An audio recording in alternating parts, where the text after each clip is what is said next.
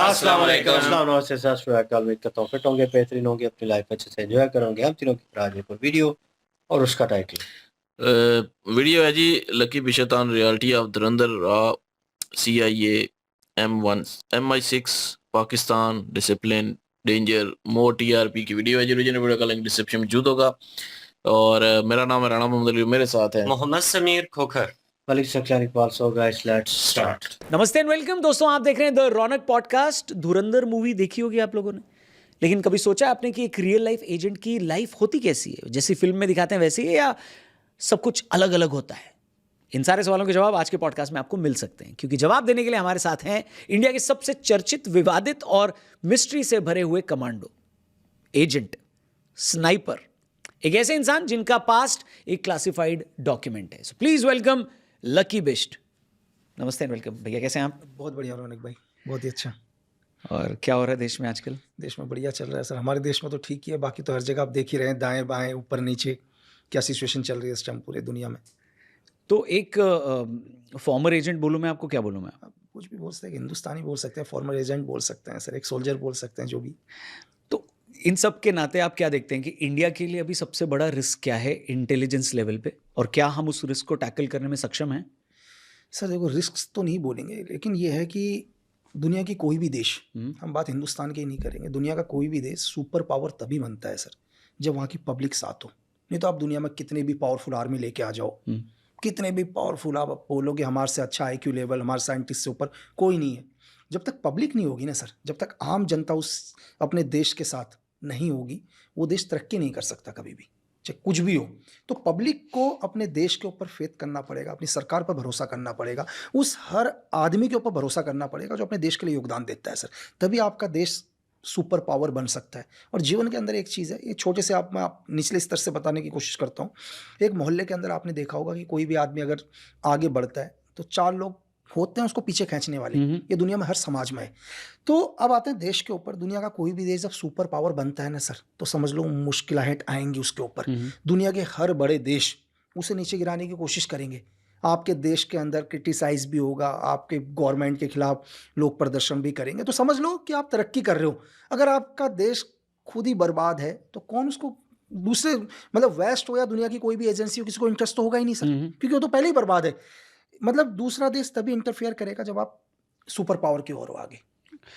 तो इंडिया के लिए सबसे ज़्यादा, इंडिया की टांग कौन सबसे ज़्यादा खींच रहा है? कौन सा देश है जो इंडिया की तरक्की से सबसे ज़्यादा परेशान है? सर ये मेरा व्यक्तिगत है, हाँ, जो मुझे ग्राउंड रिसर्च लगता है। मैं बोलता हूँ कि अगर हिंदुस्तान को जो चाहता है सबसे ज़्यादा खींचना, तो वो है ब्रिटेन, MI6। ओके, अमेरिका नहीं? मतलब न्यूज़ में देखते तो ऐसा लगता है अमेरिका है या चाइना है। नहीं सर, आपको बताते हैं कि आप, मैं एक क्वेश्चन सर, जिन अंग्रेजों का सूर्य अस्त कहते हैं कभी नहीं हुआ, मतलब एक देश, सारे देश उनके गुलाम थे लगभग। एक देश में अगर सूरज ढलता था तो जो दूसरा देश था वहां सूर्य उगता था। तो आप मुझे ये बताओ कि 1947 जब से ये अंग्रेज चले गए, आपने कभी MI6 के बारे में सुना, MI5 के बारे में सुना? आप हमेशा सुनते हो कि CIA ने ये कर दिया, मोसाद ने ये कर दिया, ISI ने ये कर दिया। सर इंटेलिजेंस की दुनिया में जिसका नाम जितना पीछे होगा ना, वो उतना डेंजर होगा। ओके, जितना पीछे। एक एग्जांपल बताता हूं कि एक इवेंट को 10 लोग कर रहे हैं, जिसका नाम 10वें नंबर पर होगा ना, कोने पर, वो सबसे डेंजर होगा इंटेलिजेंस की दुनिया में। अच्छा, बिल्कुल। और उसकी मजबूरी होगी वो नाम देना, वो पूरी कोशिश करेगा कि पहले तो उसका नाम ही ना आए, वो इस दुनिया से दूर रहे, लेकिन ऐसी मजबूरी हो कि उसको नाम देना ही पड़े, तो वो सबसे कोने में अपना नाम लिखाएगा, और वो सबसे खतरनाक आदमी होगा। कि लोग कहते हैं कि प्रॉक्सी के तौर पर आज जो मिडिल ईस्ट में चल रहा है, यूक्रेन और रशिया का जो आज चल रहा है, और आप देख ही रहे हैं पिछले 3 सालों से जो वॉर चल रहा है, दुनिया क्या बोल रही है? दुनिया कहती है कि नहीं यार, यूक्रेन को प्रॉक्सी के तौर पर यूज किया। चलो यूक्रेन को किया प्रॉक्सी के तौर पर रशिया के साथ वॉर करने के लिए। मैं ये कहता हूं कि ब्रिटेन ने तो अमेरिका को भी प्रॉक्सी के तौर पर यूज किया। किसके अगेंस्ट? रशिया के अगेंस्ट। रशिया के, ऑफ कोर्स। मेरी बात समझ रहे हो? अमेरिका को प्रॉक्सी के तौर पर यूज कर लिया। अमेरिका का क्या मतलब इस वॉर के साथ सर? आप मुझे ये बताओ ना, रशिया आज, ब्रिटेन दुनिया की नजरों में ब्रिटेन इतना बड़ा दुश्मन नहीं है रशिया का, जितना बड़ा दुश्मन कौन दिख रहा है? अमेरिका। तो बैकफुट पर MI6 दुनिया की सबसे खतरनाक एजेंसी है सर। तो इंडिया में आप कह रहे हैं कोई भी बवाल होता है, कोई भी प्रॉब्लम होती है, सिविल लेवल पे, जनता के लेवल पे, सड़क पे, तो उसमें आप कह रहे हैं कि MI6 या ब्रिटिश का हाथ सबसे ज़्यादा बड़ा होता है? सर 5 दिन पहले की एक घटना बताता हूँ, ज़्यादा नहीं, सिर्फ 5 ही दिन पहले की। एक प्रेसिडेंट पुतिन सर का विजिट था इंडिया के अंदर। हाँ। इंडिया के विजिट पर ब्रिटेन के एम्बेसी से, यहीं से एक उनकी राजदूत है लिंडी कैमरॉन, वो एक आर्टिकल पब्लिश करती हैं सर। एक आर्टिकल पब्लिश करती हैं 30 नवंबर को, और उस आर्टिकल में क्या लिखती है पता है? उस आर्टिकल में ये लिखती हैं कि पुतिन पूरी दुनिया के अंदर नरसंहार चाहते हैं। और दूसरा एक वर्ड लिखती है उस आर्टिकल में, बहुत इंपॉर्टेंट चीज, कि भारत देश के प्रधानमंत्री मोदी जी ने भी इस वॉर को रोकने के लिए कहा पुतिन से। ये कब आर्टिकल पब्लिश किया जाता है? पुतिन सर के आने से 3 या 4 दिन पहले। अब एक चीज बताओ सर, ब्रिटेन के एक राजदूत जो इंडिया के अंदर है, वो कहने के लिए राजदूत है सर, MI6 के एक एजेंट जिसको MI6 ने रखा हुआ है यहाँ, शायद मेरा हर वीडियो देखते भी हैं सर, ब्रिटेन ने तो एवरीथिंग, हर वीडियो मेरा चेक करता है, तो एक MI6 अपने एक एजेंट को बोलता है कि तुम ये आर्टिकल पब्लिश करो। तो यह आर्टिकल कहाँ से पब्लिश होना चाहिए सर? यह आर्टिकल पब्लिश होना चाहिए ब्रिटेन से, क्योंकि ब्रिटेन कह रहा है ना, ये हम नहीं बोल रहे हैं सर। चलो सर, मेरे घर में कोई समस्या, इंडिया के न्यूज़पेपर में छपवाते हैं, इंडिया के न्यूज़पेपर में छपवाते हैं। अगर मेरे गांव में कोई समस्या है तो मैं केरल से थोड़ा ना कहूंगा तुम लिखो, मैं अपने गांव में लिखूंगा ना सर, किसी लोकल पेपर में कि यार मेरे गांव के लिए ये समस्या है। ब्रिटेन को लग रहा है कि पुतिन ऐसा कर रहे हैं, तो ब्रिटेन ने BBC में नहीं छपवाता है आर्टिकल। ये आर्टिकल कहां पब्लिश करता है? इंडिया के न्यूज़पेपर में। चलो मैं आर्टिकल का नाम नहीं बताता हूं कि किस पेपर में, हिंदुस्तान के एक न्यूज आर्टिकल में पब्लिश होता है। सेकेंड पॉइंट, इस पहली चीज से उन्होंने क्या किया कि पुतिन जो हिंदुस्तान आ रहे हैं, यार अगर सपोज करो मैं आपके घर पर आ रहा हूं आज, और आप ही के घर में कोई आदमी बोल रहा हो यार ये आदमी तो साला बेकार इंसान है, तो पहले दिन मेरे को कुछ भी हो लेकिन लगेगा ना यार आदमी को। सही बात है। तो हमारे देश में वो दौरा कर रहे हैं, पहले लिख रहे हैं कि वो नरसंहार चाहते हैं, ये हमारे न्यूज़पेपर में आ रहा है। करवाने वाले कौन? ब्रिटेन की राजदूत। दूसरा पॉइंट इसी में, पूरी यहां पर एक छोटी सी खबर है यहाँ के लोगों के लिए कि एक पेपर में लोगों ने तो, आधे लोगों ने तो पढ़ा भी नहीं होगा सर। सही बात है। लेकिन इस पूरे न्यूज आर्टिकल को पूरा यूरोप में किस तरह दिखाया गया है पता है? BBC के में। फिर BBC अपना अगला आर्टिकल छापता है। BBC अपना आर्टिकल में क्या लिखता है पता है? ये नहीं लिखता कि हमने ये आर्टिकल लिखा है, बोला हिंदुस्तान का लेख पढ़ो। अब मेरी बात समझ रहे? बोला हिंदुस्तान का लेख पढ़ो। अब पूरे यूरोप के अंदर माइंड सेट किया जाता है कि हम नहीं कह रहे हैं, ये तो खुद हिंदुस्तान कह रहा है, जिसके वहां पर ये है MI6 सर गेम। और आप उस आर्टिकल में ध्यान से देखोगे तो लिंडी कैमरॉन का नाम 30 नंबर पर लिखा है सर, जबकि आर्टिकल लिंडी कैमरॉन ने छापा है। लेकिन इससे पहले उसने क्या गेम खेला? जर्मनी और फ्रांस के राजदूत का नाम पहले लिखा है अपना। तो मैंने क्या बोला कि जो दुनिया में दिखाई नहीं देता, दुनिया में वो सबसे डेंजर। अगर मैं आपसे पूछूं कि आपकी नजर में सबसे खतरनाक दुश्मन कौन है सर, जिसके बारे में हम नहीं जानते, अच्छा ठीक, वो दुश्मन सबसे खतरनाक है सर। जिसके बारे में मुझे सब पता है यार, कितने बजे उड़ता है, कितने बजे खाना खाता है, कितने बजे नहाता है, कितने बजे कहाँ जाता है, इसके बैंक बैलेंस कितना पड़ा हुआ है, इसको कौन से वेपन चलाने आते हैं, कौन से नहीं, वो मेरे कोई दुश्मन, वो तो सब कुछ पता है ना। मेरे डेंजर कौन है जिसके बारे में तो पता ही नहीं है सर। अदृश्य सबसे खतरनाक है ना सर। अरे पाकिस्तान को तो बताया गया, पाकिस्तान तो भूखा नंगा देश है सर, वहां तो खुद गृह युद्ध चल रहा है, कर्जे में डूबा हुआ है सर पूरा पाकिस्तान। हमने पाकिस्तान को दुश्मन मान लिया क्योंकि पाकिस्तान क्या है, एड फंडिंग के थ्रू पैसा ले लेके एक आतंकवाद फैलता है। लेकिन उसको कराता कौन है, कभी ये सोचो ना सर। तो क्यों पाकिस्तान को इतना पैसा दिया जाता है आतंकवाद फैलाने के लिए? तो आप कह रहे हैं वो कौन दे रहा है पैसा? आप MI6 सर, ज्यादातर या सिर्फ? ज्यादातर, सिर्फ नहीं होगा तो सर। कौन कौन है सर? पाकिस्तान को फंड कौन कौन करता है इंडिया के अगेंस्ट? देखो डायरेक्ट तरीके से मैं आपको MI6 को आप लो, दूसरे नंबर पर CIA को ले लो, तीसरे नंबर पर MSS को ले लो सर आप, ठीक है? तो एक ब्रिटिश का हो गया, एक अमेरिका का हो अमेरिका क्या हो गया, बगल में हमारा चाइना सर। ठीक है, क्योंकि हम उलझते रहेंगे ना सर, अगर हम खुद के उलझनों में पड़े रहेंगे तो हम कहाँ से तरक्की करेंगे?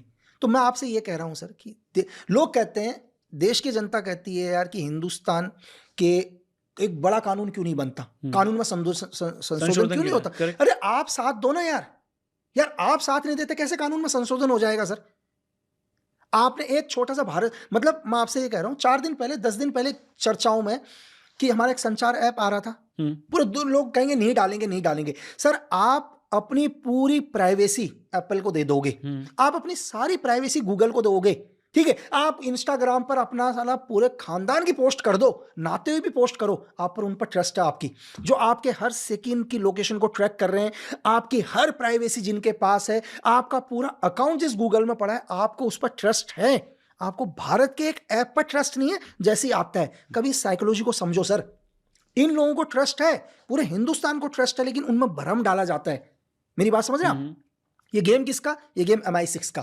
तो आप ये कह रहे हैं कि उसका क्रोनोलॉजी क्या है, उसका क्या कहते हैं, सीक्वेंस क्या है कि MI6 कहाँ पैसा इन्वेस्ट करती है? क्या मीडिया में भी करती है, बिजनेस अरे में भी सर। करती है? ये कैसे होता है? और सिर्फ MI6 नहीं, मतलब बाकी सारी ये इंटेलिजेंस जितने भी एजेंसीज हैं। सर, जितनी भी हमारे देश में NGO खुली हैं, अच्छा, जो ब्रिटेन की जो NGO खुली हुई है, क्यों फंड कर रही हैं सर? यहाँ किसके आड़ में फंड हो रहा है? पैसा तो आ रहा है ब्रिटेन की एक NGO में, ये पैसा टेररिज्म में जाता है। डायरेक्ट तो पैसा नहीं आएगा ना। आप डिटेल निकलवाओ ना इन NGO के साथ कौन कौन जुड़ा हुआ है सर। हिंदुस्तान के अंदर हजारों NGO खोल के बैठा हुआ है ब्रिटेन आज।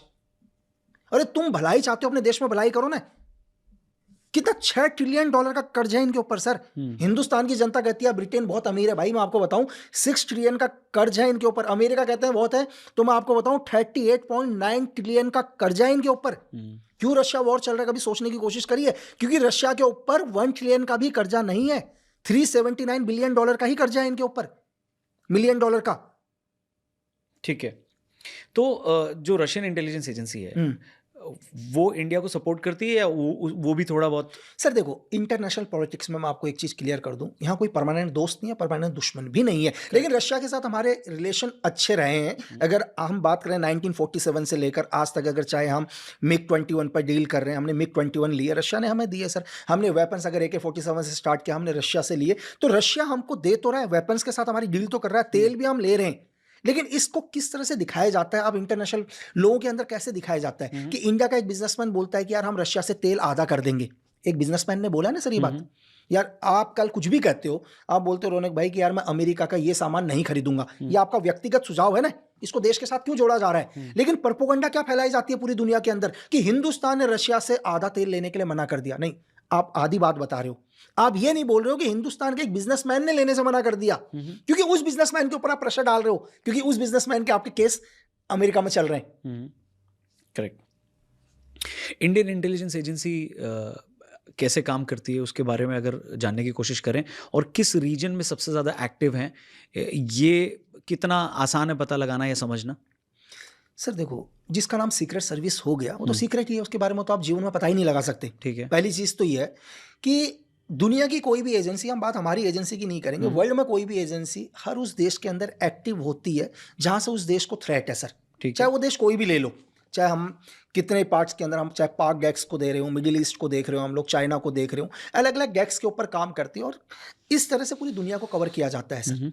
सेंसिटिव, जैसे पाक सेंसिटिव है। पाक क्यों सेंसिटिव है? कहते हैं कि जो आदमी खुद ही बर्बाद हो रहा हो, मरता मरता क्या नहीं करता। पाकिस्तान बर्बाद हो रहा है तो बर्बाद होती है वो हर हद तक करेगा सर। वो मतलब खुद बर्बाद हो रहा है, उसको पैसे की जरूरत है तो किसी भी एक्सट्रीम हद तक जाएगा। लेकिन मेन चीज हम सिर्फ क्या करते हैं, हम सिर्फ पॉइंट को छूने की कोशिश करते हैं। प्रॉब्लम जहां से, सर आपको डेली बुखार आ रहा है, आप क्या करोगे? डेली एक दवाई खा लोगे, लेकिन आप ये नहीं देखोगे यार बुखार मुझे आ क्यों रहा है। ठीक है ना? लेकिन प्रॉब्लम कहां से हो रही है? पाकिस्तान डेली आतंकवाद कर रहा है, धमाके कर रहा है, टेररिज्म को भेज रहा है, ये हमारे को पॉइंट नजर आ रहा है। बैक पॉइंट कौन है? कौन है जो इसे फंड दे रहा है इतना, और क्यों दे रहा है? दूसरी चीज दे क्यों रहा है? ये क्वेश्चन आना चाहिए लोगों में कि बहुत सारे लोग कहते हैं यार क्यों दे रहा है ब्रिटेन पैसा, क्यों अमेरिका पाकिस्तान को पैसा दे रहा है? जो अमेरिका किसी को ₹1 उधार ना दे, जो खुद आज 38.9 ट्रिलियन में कर्जे में डूबा हुआ है, वो क्यों उधार देगा पाकिस्तान को? ये वजह समझने की कोशिश करो। दुनिया की सबसे बड़ी एजेंसीज, बिजनेस एजेंसी, अगर आप मेरे से पूछो तो मैं बोलूंगा वेपन्स वो की जो इंडस्ट्री है वो दुनिया की सबसे बड़ी एजेंसी है सर। तो जितना अनरेस्ट रहेगा उतने हथियार बिकेंगे। सर आप एक छोटा सा पॉइंट लेके चलते हैं, ऑपरेशन सिंदूर हुआ जी, एग्जाम्पल के लिए बता रहा हूँ। चाहे MI6 हो, CI हो, उन्होंने क्या कर दिया, सपोज करो 10,000 करोड़ की फंड कर दिया ISI को, बोला एक काम करो, एक इंडिया के ऊपर एक क्या करो, अटैक करो बड़ा वाला। ISI ने उस 10,000 करोड़ में से क्या कर दिया, 500 करोड़ दे दिए मौलाना मसूद अजहर को कि एक काम कर, लड़के भेज। उस 500 करोड़ में से मौलाना मसूद अजहर ने 85 लाख रुपए खर्च कर दिए और भेज दिए 4-5 लोग। गेम समझ में आया? मतलब नीचे पर आदमी 50 लाख के अंदर यहां पर आके क्या कर दिया, टेररिज्म अटैक करके गया। इस टेररिज्म अटैक के कारण हिंदुस्तान ने क्या किया, रिएक्शन किया। एयर स्ट्राइक्स हुई, जैसी एयर स्ट्राइक हुई पूरा एशिया हिल गया सर। लोगों को लगा यार सेफ रहने के लिए तो भाई वेपन चाहिए, बड़े बड़े मिसाइल्स चाहिए, है ना सर, सब कुछ चाहिए ना, एयर सिस्टम चाहिए, अपना डिफेंस सिस्टम चाहिए। बड़ी बड़ी डील होना शुरू हुआ। सर, यानी कि 1000 करोड़ अगर MI6 या CIA ने दिए तो लाखों करोड़ों का बिजनेस हुआ है महीने भर के अंदर। पैसे से पैसा बनता है। पैसे से पैसा बनता है सर। दुनिया का, मैं हमेशा बोलता हूं सर कि आतंकवाद एक बहुत बड़ा बिजनेस है। इसका बिजनेस है सर ये। धुरंधर देखी आपने? धुरंधर देखी सर। कैसी लगी आपको? अच्छी है, बढ़िया है, एंटरटेन किया। उसमें जो स्पाई हैं, उसमें जो एजेंट है रणवीर सिंह, उनका कैरेक्टर आपको कितना क्लोज लगता है एक स्पाई के लाइफ से? सर देखो, मुझे उसमें सबसे अच्छी चीज़ जो लगी पूरी मतलब पिक्चर को देखने पर, एक पॉइंट बहुत अच्छा लगा मुझे।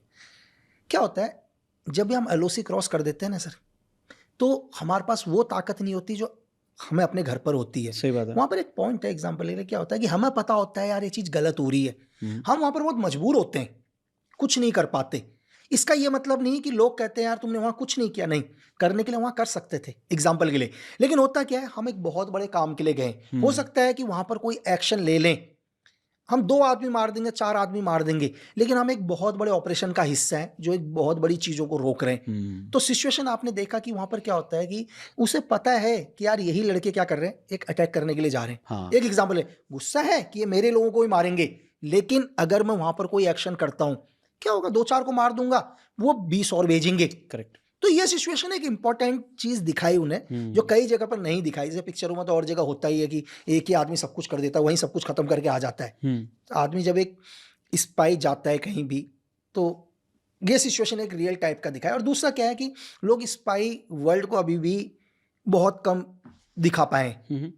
लोगों के दिमाग में स्पाई, अगर मेरे से कल कोई भी आदमी मिलता है, अगर मेरे को कोई भी सोर्सेज या कोई भी अदर स्पाई या एसेट मिलता है, तो मुझे पहले से मैं पता करता हूँ कि इसका बैकग्राउंड क्या है। एक एग्जाम्पल के लिए, भाई वहाँ बैठा है, मुझे लगता है रे भाई मेरे लिए काम कर सकता है, लेकिन ये क्या काम कर सकता है, एग्जाम्पल के लिए काम तो मेरे लिए करेगा, कल वो मेरा एसेट बनेगा, मेरा स्पैरो बनेगा, कुछ भी बनेगा, एग्जाम्पल मेरा फील्ड एजेंट बनेगा, मैं उसको पहले देखूंगा ये बनेगा क्या।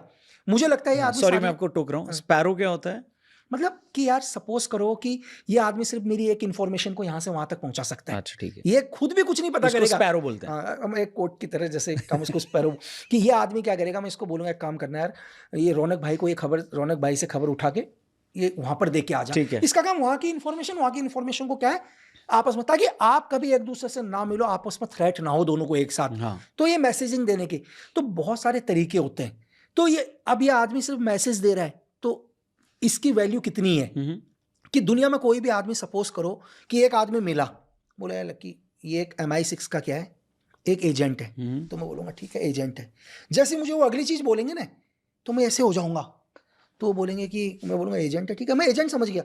उन्होंने बोल दिया कि इसका background military background special force का है, मैं ऐसे हो जाऊँगा भाई। अब मेरी बात समझे, इससे पहले उन्होंने मेरे को बोला ये एजेंट था, तो एजेंट कुछ भी हो सकता है। एक एजेंट हो सकता है इंट इन्फॉर्मेशन लेने के लिए आया हो हमारे देश के अंदर, या हमारे देश में एक बहुत बड़ा प्रोपोगंडा करने आया हो, या हमारे देश में बहुत सारे करप्ट लोगों को पैसा देने आया हो। लेकिन जैसे उन्होंने मुझे बोला कि इसका बैकग्राउंड क्या है, मिलिट्री बैकग्राउंड है इसका, SF का बैकग्राउंड है, तो फिर होना, क्योंकि भाई वो आदमी फिर क्या है, वो हार्ड कोर डेडली, मतलब इज द ये किलर है, क्योंकि इसका बैकग्राउंड ही मिलिट्री बैकग्राउंड स्पेशल फोर्स का बैकग्राउंड हो और साथ में एजेंट है। तो इसका मतलब है किसी नॉर्मल काम के लिए नहीं आया है, ये यहाँ पर एक बहुत बड़ी गतिविधि को करने आ रखा है। ऐसे समझ में। तो हमारी पिक्चरों के अंदर जो भी हम लोग देखते हैं, हम सोचते हैं कि स्पाई का भी बैकग्राउंड होता है सर। आपने अगर एक छोटा सा उदाहरण, आपने जैसे अभी धुरंधर की बात करी, आपने एक स्पाई का नाम सुना होगा, इजराइल के इली कोहेन ना, हाँ, जो सीरिया के अंदर डिफेंस मिनिस्टर बनने वाले थे। उनका बैकग्राउंड मिलिट्री नहीं था सर। उनका बैकग्राउंड क्या नहीं था, मिलिट्री बैकग्राउंड नहीं था, एक स्पाई थे। उनका काम था इंफॉर्मेशन गैदरिंग करना, एक देश के अंदर एक प्रोपोगंडा करना, वहाँ की गवर्नमेंट को चेंज करना, कैसे वहाँ पर एक रिवोल्यूशन लेके आना। मेरी बात समझ रहे हैं? तो एज अ स्टूडेंट या ट्रेनिंग में आप लोगों को एली कोहेन का दिखाया था, बताया गया था? दुनिया के हर स्पाई का सर, सब अच्छा, हर स्पाई का दिखाया जाता है, उस पे आते हैं, लेकिन इसको कंप्लीट कर लेते हैं। हाँ। तो धुरंधर के अंदर ये चीज अच्छी दिखाई, और एक चीज और दिखाई, देखो मैं यहाँ पर अभी पहला ही देखा हूँ, हाँ। मुझे सेकंड पार्ट में नहीं पता क्या दिखाया है कि इसमें रणवीर सिंह का बैकग्राउंड है क्या। अभी हाँ, तो अभी आया नहीं है, आया नहीं है, मुझे नहीं पता कि उसका बैकग्राउंड क्या दिखाया है। वो मेरे लिए और बड़ी चीज होगी सर, कि इसका बैकग्राउंड एक्चुअल में इसका बैकग्राउंड है क्या। जो भी मैं समझ आया, जो मुझे समझने से लगा, मुझे समझने से ऐसा लगा कि देखो ये दुनिया के अंदर, मैं आपको ये बताता हूँ कि जिन लोगों ने हिंदुस्तान में फौज में भी नौकरी करी होगी सर। फौज के लोगों को भी बहुत कम लोगों को पता होता है, 50% 60% लोगों को, कि हिंदुस्तान में ऐसी भी फोर्स हैं। कई फोर्सेस का तो नाम ही नहीं होता। आज भी आपने RNW का ही नाम सुना। मैं बोलूं कि इंडिया के अंदर RNW से भी खतरनाक एक फोर्स है जिसका तो नाम ही नहीं सुन रखा इंडिया में। हम उसका नाम डिस्क्लोज नहीं करूंगा, ठीक है, लेकिन मेरे बहुत आज की जनरेशन बहुत समझदार है। मैं आपको ये बताऊं कि 1960 के मतलब 60 के दशक में फोर्स बन गई थी। Is the dangerous force.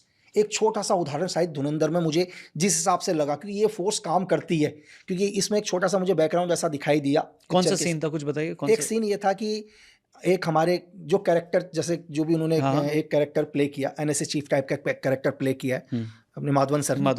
तो एक क्रिमिनल है या गैंगस्टर है जो किसी भी केस के अंदर चला जाता है, ऐसा होता है। ये फोर्स वही काम करती है हमारे इंडिया के अंदर। एक फोर्स है कि जैसे सपोज करो कि लगता है यार इस आदमी के पास अब एक ही है, या तो फांसी लगेगा, ये मरेगा आदमी, लेकिन दिखता है कि आदमी इसने क्राइम क्यों किया है, इसने क्राइम क्यों किया। एग्जाम्पल के लिए क्राइम को भी हम स्टडी करते हैं सर। सपोज करो यार आपने क्या कर दिया, 4 हत्याएं कर दी।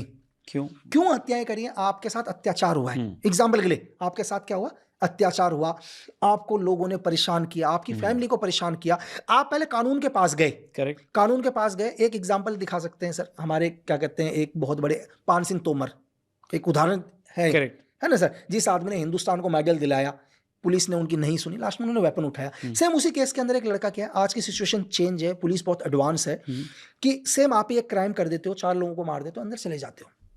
केस स्टडी, आपका कोई क्राइम रिकॉर्ड नहीं, कोई क्राइम रिकॉर्ड नहीं था आपका। आपकी प्रॉब्लम जेन्युइन थी, जेन्युइन में आपको ये लोग परेशान कर रहे थे, किसी भी कारण से हो सकता है, जमीन को लेकर हो, आपकी फैमिली को लेकर हो। और ऐसा नहीं कि आपने डायरेक्ट क्राइम किया, आपने इससे पहले मदद मांगनी चाहिए, लेकिन कुछ करप्ट लोग थे पुलिस प्रशासन में, कहीं पर भी आपकी मदद नहीं करी, आपने मजबूरी में स्टेप उठा लिया। गवर्नमेंट को लगता है नहीं, या तो ये आदमी क्या जेल के अंदर ही रहेगा जीवन भर, उम्र कैद है, तो क्यों ना इस देश के लिए इससे काम लिया जाए। करेक्ट, आपको निकाला। अब आपको बोला दे कि ये तो छोटे से लोग हैं ना यार, ये तो 4 लोग हैं। समस्या असली ये नहीं है, समस्या कहीं और भी है, इससे भी बड़ी समस्या। लेकिन आप तो बुरे नहीं थे ना सर, आप रियल में बुरे नहीं थे, आपने क्राइम को ही खत्म किया, तरीका गलत था आपका। तो फिर इनको कहाँ यूज किया जाता है, स्पेशल एजेंट्स बना के, स्पेशल एजेंट बना के। अब इसके बाद कि सेम सिचुएशन में जो मुझे समझ में आया, जो सीन देखकर कि रणवीर सिंह का जो सीन देख के झलक थी थोड़ी सी, तो मुझे लगा कि कहीं ना कोई किसी ने कोई क्राइम किया, किसी के साथ कोई अत्याचार हुआ। उसमें डायलॉग भी ना, घायल हो तभी घातक हो। हाँ, तो मतलब जी, तो उसमें मुझे लगा कि यार कोई ना कोई इसके साथ कुछ गलत हुआ। गलत होने के बाद इसने क्राइम किया, क्राइम होने के बाद हमारे जो भी चीफ दिखाया उसमें, NSA चीफ जो भी XYZ दिखा रखा, जो चाहे RNW के चीफ दिखाया, NSA चीफ दिखाया, जो भी एक कैरेक्टर प्ले किया, उनको लगा कि यार नहीं यार लड़का है, लड़के को क्राइम से नफरत कर रहा। लड़का किससे नफरत करता है, क्राइम के साथ। अब इसके बाद क्या इस कैरेक्टर में रणवीर सिंह को क्या मिलिट्री ट्रेनिंग दी गई है या नहीं, वो आगे पता चलेगा सर। अगर रणवीर सिंह एक मिलिट्री ट्रेनिंग देकर गई है तो इस तो डेडली, वो बहुत डेंजरस है सर। ठीक है, इसमें एक क्रिटिसिज्म इस फिल्म का ये हो रहा है कि इसमें बहुत ज़्यादा आपने वायलेंस दिखाया है, ऐसा दिखाओगे तो समाज बहुत बिगड़ जाएगा। आपने इसमें हाइपर नेशनलिज्म दिखाया है, क्योंकि एंड में एक डायलॉग भी आता है कि अभी नया भारत है, घर में घुस के मारता है। तो आप इन सब चीज़ों को देखते हैं, उसमें कई सारे पॉलिटिकल रेफरेंसेस भी लिए हैं, तो आपको लगता है? सर जी एक चीज़ बताओ मेरे को, लोग बोलते हैं यार कि खाई मतलब क्या बोलते हैं इसको, कि मतलब मारकाट दिखाई है। अरे यार आप U-turn वगैरह देख रहे हो ना सर, किस बच्चे के मोबाइल में नेटफ्लिक्स, अमेजोन, किसके में नहीं है सर, किस में नहीं है? आप बोलते हो कि डेडली, क्या आप इसको देखे, इस पिक्चर को सर आराम से देखे, मतलब प्रॉब्लम तो नहीं हुई देखने में? नहीं, क्या प्रॉब्लम। अगर आप पिक्चर में बीच में उठकर चले गए हो ना सर, बोलते हो भाई मैं एक सीन आगे नहीं देख सकता, तो मैं मानता हूँ। बहुत सारे लोगों ने मुझसे क्वेश्चन पूछा कि यार कि पिक्चर्स क्या सही में ऐसा ही होता है स्पाई के अंदर? मैंने कहा नहीं, मैंने कहा मैं एक सीन बोलूंगा तो तुम बोलोगे आप मुझे नहीं सुनना। अच्छा, उतना डेडली होता है? तुम कहोगे मुझे सुनना ही नहीं है सर। तो वो है, वो असली टॉर्चर है, वो चीज़ें हैं सर। ये तो आपको चीज दिखाई है, आपको 10-20% दिखाया, तो अब घर में घुस के मारेंगे तो इसमें कौन सा गलत बोल दिया सर? तो इसमें गलत क्या बोला है? मैं एक चीज ऐसे मैं पूछ रहा हूँ, इसमें क्या गलत बोल दिया? नहीं, उनका ये कहना है कि ये सब बोलने की भी क्या जरूरत है, इससे पहले जो फिल्में बनी है उसमें ये सब नहीं बोला है। आराम से जो स्पाई होता था वो हेलीकॉप्टर से सब्जी लेने जाता था, रास्ते में एक मिशन भी कर देता था, फिर बाद में आके बीच पे लड़की के साथ डांस भी कर लेता था, फिर वो लड़की ISI एजेंट होती थी तो उससे रिलेशन भी बना लेता था सर। तो वो तो हैप्पी गो लकी है, तो आप उसको इतना ब्रूटल दिखाने की क्या जरूरत है? जब मिशन ही करना है तो अच्छे से दिखाओ। नहीं सर, उन्हें दिक्कत क्यों हो रही है कि घर में घुस के मारेंगे? यानी कि इसका मतलब कोई ना कोई आपके रिलेशन में रहते हैं ना उधर, तो बुरा लगता है सर। आपके कोई ना कोई तो रिलेटिव वहाँ होंगे, चाहे डायरेक्ट या इनडायरेक्ट तरीके से हो। मतलब रिलेटिव ऐसा भी नहीं है कि आपकी पत्नी या भाई बहन रहते होंगे, रिलेटिव मैं उसको भी कहता हूँ जिससे आपका घर चल रहा है। दुनिया में तो आप दिखा रहे हो कि आप हिंदुस्तान में पॉलिटिक्स कर रहे हो, लेकिन असली में आपके बाप कौन बैठे हुए हैं बाहर जो आपको पूरा फंड मैनेज करते हैं। तो आपको तो बुरा लगेगा यार, आपको बाप को कोई कुछ बोलेगा, घर में घुस के मारेंगे। तो ये भी हो सकते हैं तरीके से। आपकी पर्सनल जर्नी पे आते हैं अभी। अरे सर, हाँ, बिल्कुल sir. So as a sniper आपका पहला किलिंग कौन सा था? किलिंग बोल सकते हैं? सर किलिंग भी बोल सकते, किलिंग क्या बोल सकते हैं, या project बोले उसको? एक एलिमिनेट बोल सकते हैं, ऑपरेशंस बोल सकते हैं तो सर। पहला ऑपरेशन कौन सा था? सर डेट तो एग्जैक्ट तो नहीं पता होगा और कहाँ किया है वो भी नहीं बता पाऊंगा, लेकिन पहला मैं आपको बताता हूँ। साल कौन सा था? होगा 2006 के आसपास है सर, 2006 के आसपास, अच्छा, 2006 में ही। 2006 में सर। तो उसके 2 साल बाद जब अटैक होता है मुंबई पे, तो एज अ फोर्स का बंदा आप में ऐसा जोश आता है, आपको गुस्सा आता है कि भाई? नहीं सर, गुस्सा ही आएगा सर। देखो क्या होता है कि जो भी बंदा फोर्स में है, फोर्स हिंदुस्तान की सब बढ़िया है सर, चाहे वो पैरामिलिट्री फोर्सेस ले लो, चाहे आर्मी ले लो, स्पेशल फोर्स, नेवी, एयरफोर्स। मैं कहता हूँ कि हिंदुस्तान के लोगों को जिस भी फोर्स को आप काम दोगे ना सर, वो फोर्स कंप्लीट करेगी। ऐसा नहीं है कि आप हमारी फोर्स को ही काम दोगे तो हमारी फोर्स ही बेस्ट करेगी। दुनिया में आप किसी भी फोर्स को काम दो, वो फोर्स अपना बेस्ट काम करके दिखाएगी सर। तो गुस्सा तो आएगा ही सर, कि गुस्सा क्यों नहीं आएगा? सपोज करो कि अगर अपनी रेजिमेंट के अंदर या मैं अपनी एजेंसी में रह रहा हूँ, तो उस टाइम क्या प्रोफाइल, क्या पोस्ट थी आपकी, क्या थे आप? सर आप एक कमांडो ही समझ सकते हैं, ठीक है। है ना? तो कहीं मैं भी कहीं पोस्टिंग पर था, तो चीज़ें न्यूज़ सुनने को मिल जाती हैं सर। तो होता क्या है कि हम किसी के साथ 10 महीने रहते हैं, 10 महीने तो हम साथ में ही है ना सर। 2 महीने हम अपने घर जाते हैं, तो साल में 10 महीने तो घर तो हमारा वही हुआ। और होता क्या है कि कहीं ना कहीं आपको लग जाता है यार कि जो टीम गई है वो टीम कभी ना कभी मैंने इनके साथ ट्रेनिंग करी होगी जी। क्योंकि बहुत सारी कोर्सेज होते हैं हम लोगों के अंदर भी, कि ऐसा नहीं है कि लोगों के दिमाग में एक चीज़ आता है यार, एक बंदा एजेंट बन गया तो एजेंट, ऐसा नहीं। हर बार अपग्रेड किया जाता है। जैसे आप मोबाइल के सॉफ्टवेयर अपग्रेड करते हैं, हर 6 महीने में एक अपग्रेड आ जाता है सॉफ्टवेयर का, वैसे एजेंट्स या दुनिया के किसी भी सोल्जर को अपग्रेड किया जाता है। कल सपोज करो कि दुनिया के अंदर कोई नई वेपन्स आएंगे, टेररिज्म का कोई नया तरीका आएगा, तो उसको कैसे ख़त्म किया जाएगा, वो भी हर बारी क्या होगा, अपग्रेड किया जाता है। ठीक है। तो एवरीथिंग। तो पहला प्रोजेक्ट आपका या पहले? राणा स्पाई, पहला मिशन आपका कौन सा? पहला मिशन अभी होगा जेल खाने का। पहला चैनल का मिशन किस सन में आपने शुरुआत की थी यूट्यूबर बनने की? इसमें तो मैं भी शामिल हूं, बस इस मौजूद को कर चुका। ये हम एक साथ ही शुरू हुए थे, और भी लड़के थे हमारे साथ उस वक्त, और 2017 में शायद। बंद कर दो ये कहानी, इस पे आओ यार वीडियो पे। बिल्कुल जी, बहुत सारी ऐसी जानकारी जो हम पहली दफा सुन रहे हैं। ये जो खुफिया एजेंसियां होती हैं, उनकी ये प्राइवेसी होती है। और ये भाई साहब जो हैं रिटायर हो चुके हैं, और आरजे रौनक भाई जो हैं, उनसे धुरंधर मूवी को लेकर भी काफी सारी चीजें पूछ रहे हैं, और पूछ रही हैं कि अभी की जो सिचुएशन चल रही है। क्योंकि अक्सर ऐसा होता है कि ये जो एजेंसियां होती हैं ना, इनको जो इन्फॉर्मेशन होती है, आम इंसान के वहम और गुमान में भी नहीं होता। वो सोच भी नहीं सकता कि ऐसा हो सकता है। वो सब कुछ इन लोगों को पता होता है, इसलिए इनको जो है इंटेलिजेंस एजेंसियां जो बोला जाता है। आप देखें कि हम शुरू से सोचते जो थे वो यहाँ पे बिल्कुल उसके मुखालिफ सिमत निकला। यहाँ पे भाई साहब से जब पूछा गया, उन्होंने कहा कि इस वक्त भारत को सबसे ज्यादा जो थ्रेट है वो किससे है, सबसे ज्यादा जो खतरा है वो किससे है। तो उन्होंने ब्रिटेन का नाम लिया। हालांकि ब्रिटेन के बारे में कभी मैं जब पूछ रहे थे वो, तो मैं भी यूएसए का कह रहा था, क्योंकि यूएसए शो है। इसका मतलब यही है कि जो दुश्मन आपका शो नहीं होता ना, जो बिल्कुल बैक साइड पर बैठा होता है, वो सबसे खतरनाक दुश्मन आपका होता है। आप देख लें कि जो खुफिया एजेंसी है ब्रिटेन की, कितनी बड़ी चाल उन्होंने खेली है। जो डिप्लोमेट उन्होंने हिंदुस्तान में बिठाई हुई है अपनी, वो डिप्लोमेट जो है वो आर्टिकल कहाँ से लिखती है, वो हिंदुस्तान के न्यूज़पेपर में हिंदुस्तान से आर्टिकल लिखती है।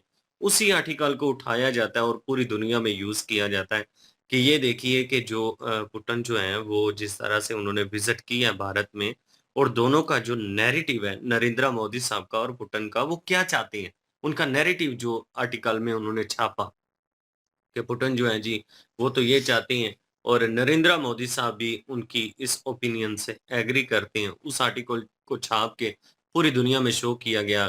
बीबीसी जो है उसने कवर किया उस खबर को, और उसी आर्टिकल को उठाया एज अ प्रूफ के तौर पर, उसी आर्टिकल को उठाकर अपने लोगों में दिखाया कि ये देखिए जी कि ये हम नहीं कह रहे, ये हिंदुस्तान का न्यूज़पेपर जो है उसमें ये आर्टिकल लिखा हुआ है। फिर ये नहीं कहेंगे कि ये आर्टिकल जो है वो छापने वाला कौन था, ब्रिटेन जो है उनकी एक डिप्लोमेट है, उन्होंने वो वहां पे बिल्कुल खुफिया रख के तो न्यूज़पेपर जो है ना उसको सिर्फ शो किया जाएगा। तो एजेंसियां जो है वो किसी भी देश के खिलाफ नैरेटिव कोई भी फैलाना होता है अपने लोगों में, तो वो इस तरह के भी काम करती हैं। ब्रिटेन के बारे में तो हमने कभी सोचा, ब्रिटेन जो है वो तो पुराना वैसे भी दुश्मन है बरसगीर पाको हिंद का, देखा जाए तो यहाँ पे हुकूमत करके गया, यहाँ से उसको जिस तरह से निकाला गया, वो ज़ाहिर सी बात है, वो ब्रिटिश लोग जो होते हैं वो इन चीज़ों को भूलते नहीं है, वो इन चीज़ों को याद रखते हैं। हमेशा याद रखा उन्होंने कि किस तरह से उनको पिछाड़ के यहाँ से निकाला गया था। और उसके बाद मिशंस जो इनके होती हैं, अभी धुरंधर मूवी जो है उसके बारे में इन्होंने पूछा कि जो दिखाया गया, काफ़ी सारे जो पॉलिटिक्स हैं और वो अपनी सियासत चमकाने के लिए ये कहते हैं जी कि इतना वायलेंस दिखाने की क्या ज़रूरत थी?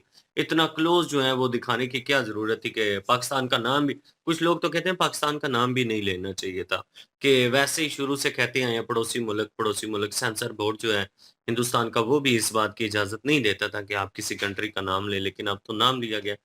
तो इतना कुछ होने के बावजूद उस मूवी में जो बहुत कुछ लोगों को लग रहा है कि बहुत जो है वो रियल दिखाया गया। भाई साहब कह रहे हैं कि ये 5 एंड 10% है अभी, ये कुछ भी नहीं है। अगर मैं आपको बताना शुरू करूँ कि जो रियलिटी क्या है, जो असल में क्या टॉर्चर होता है, तो आप 2 मिनट भी मुझे बर्दाश्त नहीं कर पाएँगे और तीसरे ही मिनट में आप जो है वो कहेंगे कि मैं सुनना ही नहीं चाहता।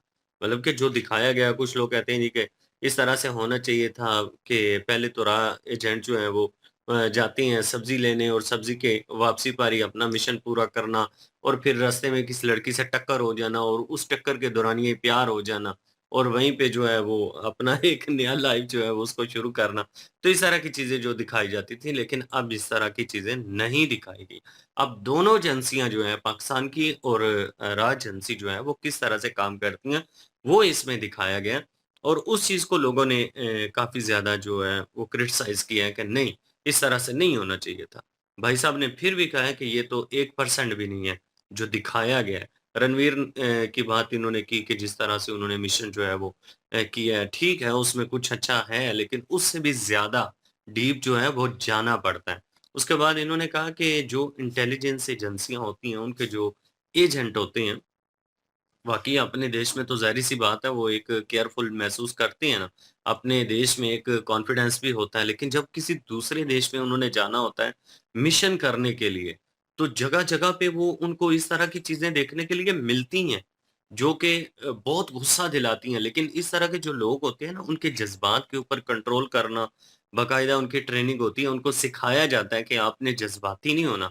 अगर जज़्बाती होंगे तो आपकी जान तो जाएगी जाएगी। लेकिन जो मिशन है वो सारे का सारा फ्लॉप हो जाएगा। वो चीज़ें इन लोगों ने मद्देनज़र रखनी होती है और कई दफ़ा कह लीजिए कि कितने ही कड़वे घूँट जो हैं, वो इन लोगों को पीने पड़ते हैं। ज़िंदगी इन लोगों की कोई आसान नहीं होती। बहुत मुश्किल होती है कि आँखों देखा जो ज़हर है, उसके भी घूँट भरना जो है इनको लोगों को होता है इस तरह कि पीने पड़ती हैं। लाइक दैट इन्होंने कहा कि हमें अक्सर पता होता है कि ये जो 2 लोग जा रहे हैं, ये टेररिस्ट हैं, ये वहाँ पे हमला कर सकते हैं, ये कर सकते हैं। लेकिन हमने ये देखना होता है कि इसकी जो स्टार्टअप है, जो इसकी शुरुआत है, वो कहाँ से हो रही है। इन 2 लोगों को भेजने वाला कौन है? हमने उस मिशन तक पहुँचना होता है। अगर हम उन 2 को मार भी देंगे, तो हम वहाँ पे तो नहीं पहुँच सकेंगे कि जो सारा जहाँ पे वो चेन सर्कल जो है, वो चल रहा है, जहाँ से उस सारी मिशन का स्टार्टअप हो रहा है। इन्होंने कहा कि हमने उस मिशन के एंड तक पहुँचना होता है। और शुरुआत जो वो कहाँ से हुई, फिर एंड वो क्या सोचते हैं, ये सारी चीज़ें हमने क्लोज़ करने के लिए हमें अपना जो है वो जज़्बात को कंट्रोल रखना पड़ता है और सब्र करना पड़ता है और फिर जाके अपना मिशन कंप्लीट होता है। और उस मिशन को कंप्लीट करने के बाद इन्होंने कहा कि बहुत सारी ऐसी चीज़ें जो कि हम उस वक़्त करते, तो वो हम नहीं कर पाते, जो हमें अपने जज़्बात को कंट्रोल करने के बाद वो मिशन सक्सेस करने के लिए एक कह लीजिए कि बहुत सारे स्टेप, बहुत सारे डिसीजन जो है वो लेने पड़ते हैं।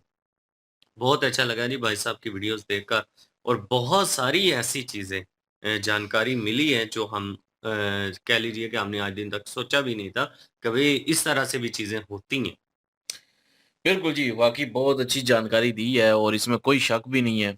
और इन्होंने बताया कि असल दुश्मन कौन है, ब्रिटेन MI6 जो है वो क्योंकि वो जो पीछे बैठा होता है ना दुश्मन, वो सबसे ज़्यादा खतरनाक होता है। तो जो सामने होता है तो उसका तो पता होता है, जिस तरह कि इन्होंने कहा कि पाकिस्तान का तो हमें पता है कि क्या है, क्या नहीं है, उसके पास कितना है, कितना नहीं है, किस वक़्त जो है वो क्या कर सकता है, क्या नहीं कर सकता, वो तो सारा पता है। पाकिस्तान इतना मतलब वो कह रहे हैं कि हमारे लिए इतना खतरनाक नहीं है। वो जो प्रॉक्सी जो पाकिस्तान कह रहे थे कि करते हैं, तो वो क्यों करते हैं और उनको फंडिंग कौन करता है, और वो चीज़ जो है वो जड़ बता रहे थे। और जड़ यही है कि वो कह रहे थे कि ऊपर जब सारा कुछ चेंज करना होता है ना, ये सारा हथियारों का मामला होता है, हथियार बेचने होते हैं, अफ़रा-तफ़री फैलानी होती है, ये दहशत एक फैलानी होती है, और उस दहशत के चलते हुए जो है वो ये टेररिस्ट जो हैं वो ये काम आते हैं। तो वो बता रहे थे कि एक मिसाल दे के बता रहे थे कि अगर कोई अमेरिकन कंपनी है और या एम MI6 है, वो अगर हथियार बेचना चाहते हैं ब्रिटेन या अमेरिका, तो वो क्या करेंगे, वो किसी ऐसी तंज़ीम के बंदे को देंगे पैसे, वो आगे जो है वो किसी और तंज़ीम के बंदे को पैसे देगी, वो अपने लोग भेजेगा, वो लोग जो हैं वो मतलब 50 लाख रुपए उनको दे के जो है भेज देंगे, और वो जाके वहाँ पे फट जाएँगे कहीं न कहीं। तो उसके बाद जो है लोगों में एक दहशत, मुल्कों में एक दहशत फैलना शुरू हो जाएगी। उसके बाद इंडिया और पाकिस्तान की जो जो एक किस्म का युद्ध हुआ था थोड़ा, तो उसके बाद लोगों बाकी मुल्कों में थोड़ा डर पैदा हो गया, और बाकी मुल्क भी जो है वो हथियार खरीदने शुरू हो गए कि कभी भी कुछ भी हो सकता है और लड़ाई हो सकती है, और लड़ने के लिए ज़ाहिर है हथियार चाहिए होते हैं। फिर जो है वो जो हज़ारों डॉलर जिन्होंने लगाए वो लाखों डॉलर निकाल रहे हैं फिर। वही फैक्ट्रियाँ, वही सारा कुछ, और वही मुल्क जो हथियार बेच रहे हैं। तो ये चीज़ उन्होंने एक मिसाल दे के जो है वो बताई कि इस तरह होता है, दहशत फैलाना होता है, असल मकसद होता है दहशत फैलाना। वो हमने कल एक वीडियो भी की थी मेजर साहब की, तो वो भी यही बता रहे थे कि एक मकसद होता है सिर्फ़ दहशत फैलाना। जो लोग तो मर गए, उनमें दहशत क्या फैलानी, वो तो मर गए हैं ना, वो तो ख़त्म हो गए। उनमें कोई दहशत मतलब नहीं फैला सकता, क्योंकि उनका इस दुनिया से जो है वो नाता ख़त्म हो गया। लेकिन जो पीछे है ना बाकी, उनमें दहशत फैलाना होता है। उसको मतलब कि आतंकवादी जो हैं वो ये इसीलिए करते हैं ये सारा कुछ, कि मासूम लोगों की जानें ली, और फिर उसके बाद जो रद्द-ए-अमल आया उसके मुताबिक जो है वो लड़ाई हुई, और उसके बाद एक दहशत जो है वो फैला दी गई। अब किसमें वो ज़ाहिर है मुख्तलिफ सिचुएशन में मुख्तलिफ हिसाब से जो है दहशत होती है। तो उसी को दहशतगर्द कहते हैं, कि दहशत फैला देते हैं वो पूरी कम्युनिटी में या पूरे एरिया में या पूरे मुल्क में, किसी भी जगह पे। तो किसी चीज़ को लेके दहशत फैला देते हैं। एक कांड करेंगे और लोग जो हैं वो उस हिसाब से फिर जो है वो उनमें दहशत फैल जाएगी। अब मुल्कों में दहशत फैली जी, हथियार लिए, सबने लिए हथियार, तो बिकने शुरू हो गए। हथियार बेचने वालों को जो है वो मुनाफ़ा हुआ, और वही ये सारा कुछ पीछे करवा रहे हैं। यो वो चीज़ ये बता रहे हैं कि असल मेन जड़ वो है। वो जब तक खत्म नहीं होगी, ये इनको खत्म करने का कोई फ़ायदा नहीं है कि 2-4 मार दिए इधर, 2-4 उधर मार दिए। और ये कर दिया, वो कर दिया, और वो कोई फ़ायदा नहीं है उस चीज़ का। अब उन्होंने कहा कि काफ़ी सारी जगह पे जो है वो MI6 जो है वो सपोर्ट करती है। अब वो वही बात कि वो जो इन्होंने मिसाल दी कि वो आए इधर क्या नाम है उनका, प्यूतन जो है वो आए यहाँ पे, और फिर जो है वो MI6 ने जो है एक आर्टिकल छपवा दिया। इंडिया के ही जो है न्यूज़ जो आर्टिकल है उधर, तो वहाँ पे छपवा के जो है नाम उसी इंडिया का हो गया। भारत जो है वो जो सॉरी जो ब्रिटेन है वो पीछे रहा, उसका किसी ने ध्यान ही नहीं दिया कि वो ये करवा रहे हैं पीछे।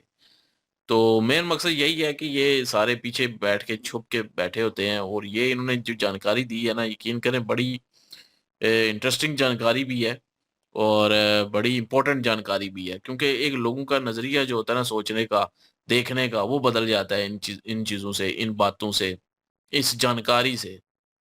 हमें भी नहीं था इतना पता।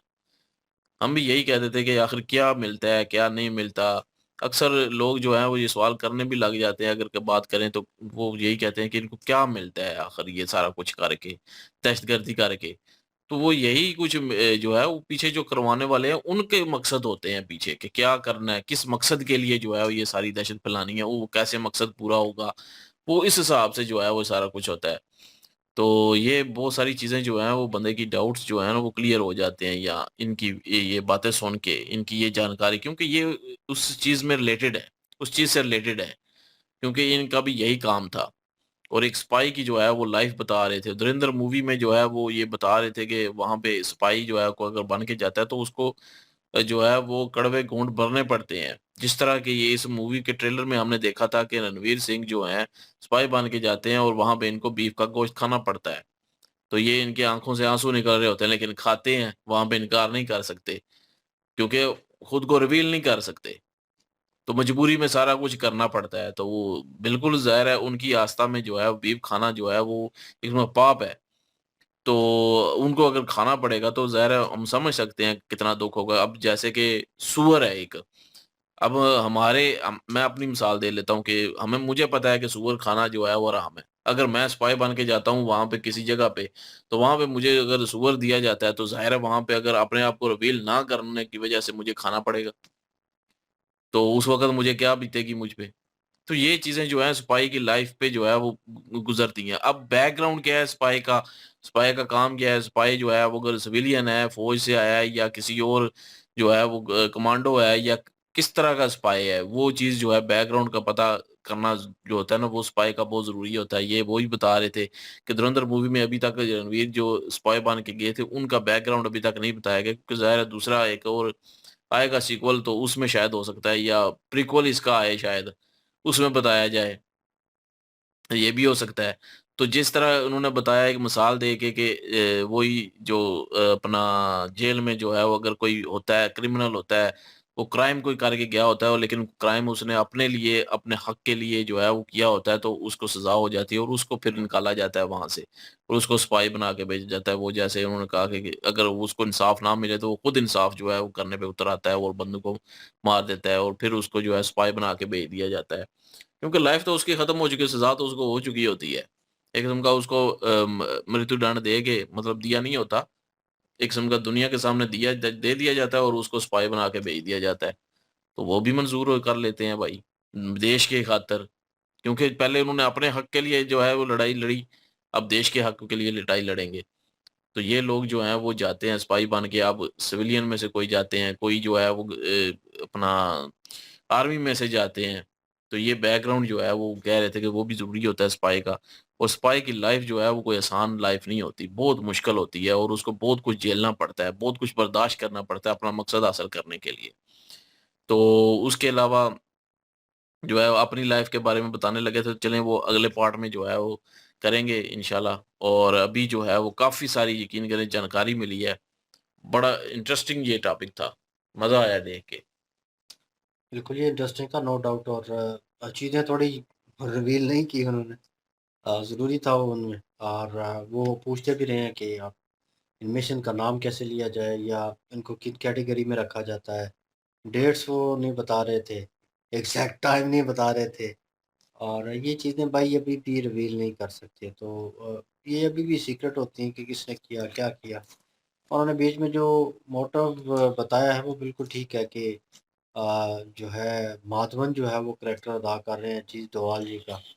और उस करैक्टर को उन्होंने थोड़ा बहुत जो है वो डिफ़ाइन किया और अपने सिस्टम से रिलेटेड जो चीज़ें थी या अपने काम से रिलेटेड जो चीज़ें थी उनको थोड़ा कह लें कि एनहांस किया कि एक जो बंदा है उसके साथ उन्होंने अपने आप को भी रखा, आरजे रोनक भाई को भी बीच में ही लिया उस बात के कि आपके साथ जुल्म ज़्यादती होती है या कोई ऐसी चीज़ होती है तो आप जो है आखिरी हल यही होगा कि आप हथियार उठाएँगे और फिर उसको मारने की कोशिश करेंगे। तो वो चीज़ उस जज़्बे को मेरे ख़्याल में कह लें, उस ताकत को कह लें, उन्होंने उस माइंडसेट को एक कह लें कि अच्छी चीज़ के लिए यूज़ करना, मकसद उसका भी यही है लड़के का। और जो उसको आगे लेके जा रहे हैं उनका भी मकसद यही होगा। और ये वो वाला मकसद नहीं है कि मकसद नहीं भूलना, ये वो वाला नहीं मकसद ये है। मकसद भी तो मकसद ही है ना। तो ये वो वाला मकसद है कि भाई आप जो है ज़ुल्म के खिलाफ उठे हैं और उस ज़ुल्म को ख़त्म करना चाहते हैं, लेकिन यहाँ पे उसको मोटिव ये दिया जाता है कि तुम यहाँ पे 1 या 2 को मार लोगे और अपना गुस्सा शांत कर लोगे। तुम जैसे जो और होंगे उनके साथ जो ज़्यादती होगी, तो अगर तुम करना चाहते हो कि ये ज़्यादती अब किसी के साथ ना हो, ठीक है? ये ज़ुल्म ख़त्म हो हमेशा के लिए, तो तुम्हें उस जड़ को पकड़ना होगा।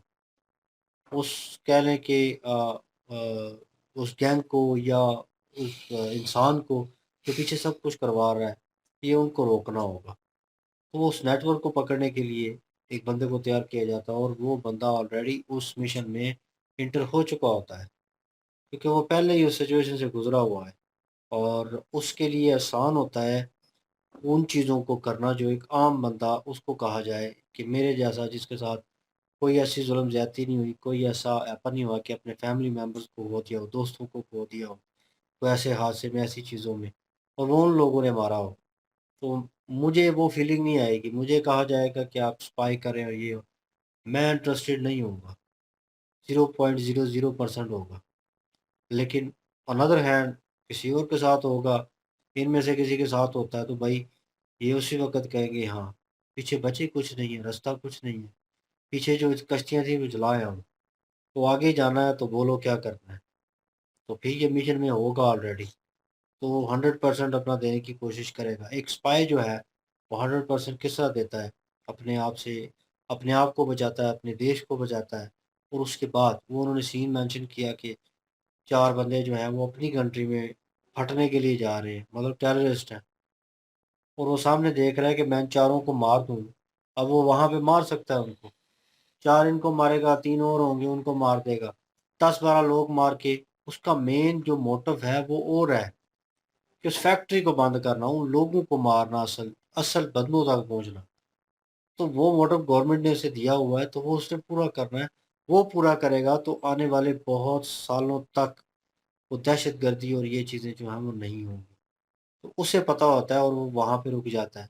अब मूवी तो हमने नहीं देखी हुई, ये तो सीन सुनने को मिल रहे हैं कि बीच में ये हुआ, बीच में वो हुआ।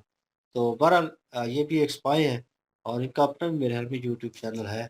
मैंने कहीं देखा है इनको बोलते हुए, और जब मेरे ख्याल में इंडिया पाकिस्तान का कॉन्फ्लिक्ट चल रहा था, तो इसमें मेरे ख्याल में वीडियो क्लिप आया था इनका, मैंने देखा था। और 1-2 बार पहले भी नज़र आए हैं कहीं मुझे, ये जो है। तो बहरहाल इन्होंने थोड़ा डिस्क्राइब किया, ये लेकिन पहले हमने देखा था रणवीर अलाहाबादिया के साथ शायद एक दफा, मे बी शायद, और दूसरा एक वो गौरव ठाकुर जो है उनके साथ थे शायद, मेरे ख्याल में। हाँ, रणवीर अलाहाबादिया के साथ ज़्यादा चांस है, मेरे ख़्याल नहीं, में। गौरव ठाकुर के साथ भी है, गौरव मैंने ठाकुर देखा के है साथ शायद। मे बी, क्योंकि मैंने देखा हुआ है कि बातें थोड़ी बहुत सुनी हुई है, लेकिन हाँ, पहले भी हमने एक वो शॉर्ट क्लिप लेके आए थे, लेकिन इस तरह पूरा पॉडकास्ट नहीं लेके आए। बहरहाल जी हमने थोड़ा जो है क्लिप किया है, पहला क्लिप किया, पहला पार्ट किया है, और वीडियो लंबी है तो हम पार्ट बाय पार्ट ही करेंगे, आपको पता है हमारा। तो बहरहाल ये मोमेंट जो है एंजॉय भी कर रहे हैं, इस कन्वर्सेशन को भी एंजॉय कर रहे हैं। आगे उनकी पर्सनल लाइफ के बारे में बातें होने वाली हैं, तो प्लीज़ जुड़े रहिएगा। और ये फर्स्ट पार्ट है, सेकंड पार्ट जल्द ही आएगा। और कमेंट सेक्शन भी ओपन है आपके लिए, इनकी ओरिजिनल वीडियो की लिंक भी डिस्क्रिप्शन में मौजूद होगी। प्लीज़ इनके थ्रू हमें भी सपोर्ट कर दीजिएगा। इंशाल्लाह मिलते हैं नेक्स्ट वीडियो में। अपना ख्याल रखिएगा, दुआ में याद रखिएगा। तब तक के लिए अल्लाह अल्लाह हाफिज़, हाफ़िज़। पीस।